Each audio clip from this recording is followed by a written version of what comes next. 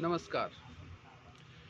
क्या भाजपा पार्टी हिंदू विरोधी हो गई है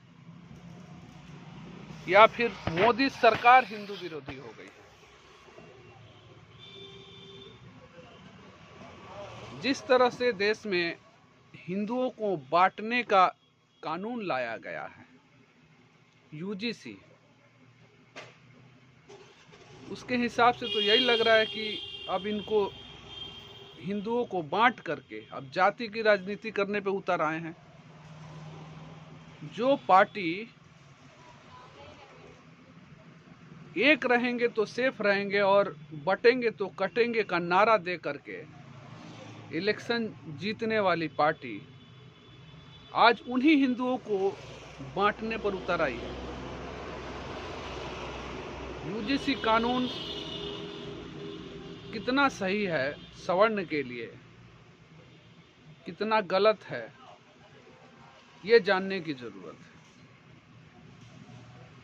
यूजीसी में जो नियम है मैं आपको बता दूं कि यूजीसी जो कानून आया है ये शैक्षणिक संस्थानों में, यूनिवर्सिटीज़ में, कॉलेज में लागू होने वाला कानून है। जो हमारे बच्चे, हमारे भाई, हमारे भतीजे यूनिवर्सिटीज़ के कॉलेजों में पढ़ते हैं, उनके ऊपर में ये कानून लगने वाला है। जिस तरह से हमारे टाइम में ST/SC कानून आया था, बिना किसी जांच पड़ताल के सामान्य वर्ग के ऊपर अगर कोई ST/SC का आदमी अगर कोई क्लेम कर देता है, केस कर देता है जा करके, तो बिना किसी जांच पड़ताल के और उसको अरेस्ट कर लिया जाता था और उस पर सजा सुना करके और उसको जेल में डाल दिया जाता था। उसके बाद में इस कानून का कितना दुरुपयोग हुआ, इसके बारे में भी आप लोगों ने सुना होगा। सुप्रीम कोर्ट के जज तक ने इस बात पर अपना बयान दिया है। ये आप मेरे इस वीडियो के माध्यम से भी देख सकते हैं कितना उस कानून का दुरुपयोग हुआ था। बिना किसी दोष के सामान्य वर्ग का आदमी जेल जाता है, 10 साल, 5 साल, 20 साल बाद वो रिहा हो जाता है और रिजल्ट क्या आता है कि उसका कोई दोष नहीं था। यही सेम कानून आज हमारे बच्चों पर लादा जा रहा है। क्या इससे बच्चों में जो कल तक दोस्त रहे होंगे, आज ये कानून आने के बाद में उनके मन में हीन भावना नहीं आएगी? क्या वे बच्चे अपने दोस्त से पहले के जैसे उनसे बात कर पाएंगे, उनके साथ बैठ पाएंगे? ये सोचने का विषय है। ये हिंदुओं को बांटने की आपकी जो राजनीति है, जो सोशल एक्सपेरिमेंट है, ये ठीक नहीं है। जाति की राजनीति क्या है इस देश में यार, हमको आज तक समझ में नहीं आ रहा है। सब कुछ हो जाता है, एक जाति है जो जाता ही नहीं है। हर आदमी जाति की राजनीति करने पे उतर आया है। जो कल तक हिंदू की राजनीति, मुसलमान की राजनीति करते थे, वो सब अब जाति पर उतर आए हैं। कितना गिरेंगे ये राजनीतिक दल? क्या इस कानून को लागू करके आप ये मान चुके हैं कि सामान्य वर्ग या स्वर्ण समाज ही दोषी है? जब ये कानून आप बना रहे हैं तब इस बात को आप मान चुके हैं कि यही समाज दोषी है, तभी आप ये कानून बना रहे हैं। एसटी, एससी, ओबीसी को एक साइड आप कर दिए हैं और दोषी के जगह पर आप स्वर्ण समाज को, सामान्य वर्ग को आप ला करके खड़ा कर दिए हैं कि कुछ करे ना करे दोषी यही होगा, अगर कुछ भी होता है तो यही दोषी है। ये मान लिया है आपने। 2019 और 2024 के इलेक्शन में 53% वोट देने वाला सामान्य वर्ग है जिसने बीजेपी को वोट दिया था, और ये वोट निस्वार्थ देते हैं। सामान्य वर्ग निस्वार्थ वोट करता है।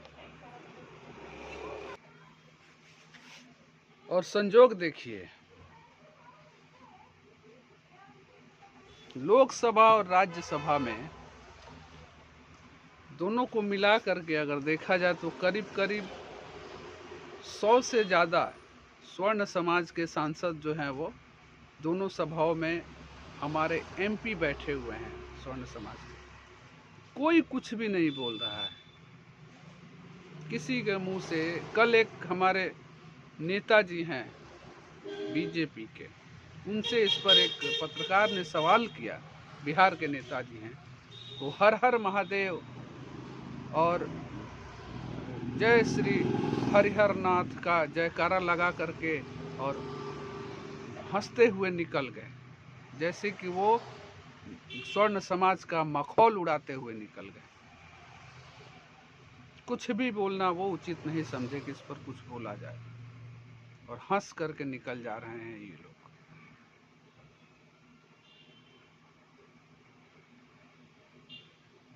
कितना जायज है ये आपको विचार करने की जरूरत है। सोचिए क्या कर सकते हैं इसके लिए, आप कीजिए। नहीं तो आज जो बच्चों को आप, एक पढ़ाई ही है जो आधार है सामान्य वर्ग का। नौकरी तो इन्होंने खा लिया 60%, 50% और 65% का आरक्षण दे करके भी ये नौकरी नहीं दे पा रहे हैं, न शिक्षित कर पा रहे हैं, न नौकरी दे पा रहे हैं। और एक समाज हमारा है जो शिक्षा के माध्यम से अगर नौकरी पाना चाहते हैं तो उसमें भी ये लोग राजनीति करके इस समाज को बदनाम करना, उसके बच्चों के कैरियर को खराब कर देना, ये साजिश चल रही है देश में। क्या स्वर्ण समाज को डर के रहना पड़ेगा? कोई आकर के सर पे मूत के जाएगा और हम चुप बैठे रहेंगे? ये दिन आ गया है स्वर्ण समाज का। जिस समाज ने इस देश को अपनी रियासतें दी, जिसके पूर्वजों ने इस देश के लिए अपने सर कटवाए, जिस समाज के माताओं ने जौहर किया, उस समाज का ये दिन आ गया है।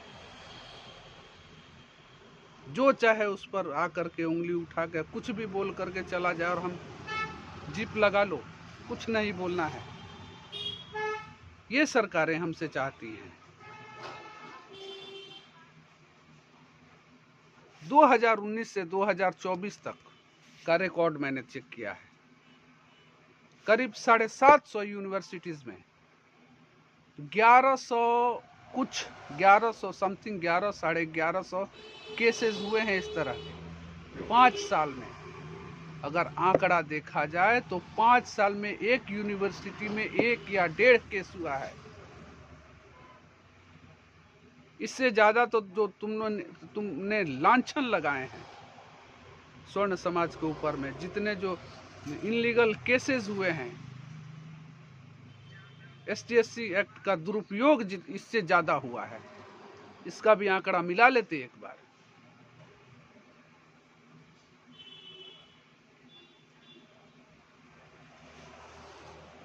बाकी आप लोग विचार कीजिए, क्या है नहीं है इसको समझ लीजिए पहले। मैंने तो जो पढ़ा, मैंने जो मीडिया रिपोर्ट्स देखे, महान लोगों ने जो वक्तव्य दिए, सबको सुन रहा हूँ, आप भी सुनिए और समझिए। बचाव का कोई रास्ता नहीं है इसमें। अगर कुछ लाद दिया जाता है आपके ऊपर में तो वो आपको सहना है। आप अपने बचाव में कुछ नहीं बोल सकते हैं, ना कोई कमेटी में आपका सदस्य होगा। अगर कोई जा करके आपके ऊपर में केस करता है, आपके ऊपर में एलिगेशन लगाता है, तो आप अपने बचाव में भी कुछ नहीं कहिएगा। कोई इसमें समझिए कि जो कमेटी बनेगी इसकी जांच के लिए, हर कॉलेज में, हर यूनिवर्सिटी में कमेटी बनेगी, उस कमेटी में सामान्य वर्ग का कोई रहेगा ही नहीं, कोई प्रावधान ही नहीं है। क्या बचेगा समाज? कौन बोलेगा इसके बारे में? आप अपने बचाव में कुछ नहीं बोलेंगे, ये भी उसमें है कि आप कुछ नहीं बोलेंगे, चुप रहना है। बाकी इस कानून को आप समझिए, समझने के बाद में इस पर क्या आप कर सकते हैं, करने की जरूरत है। चुप बैठने से कुछ नहीं होगा, बर्बाद हो जाएंगे।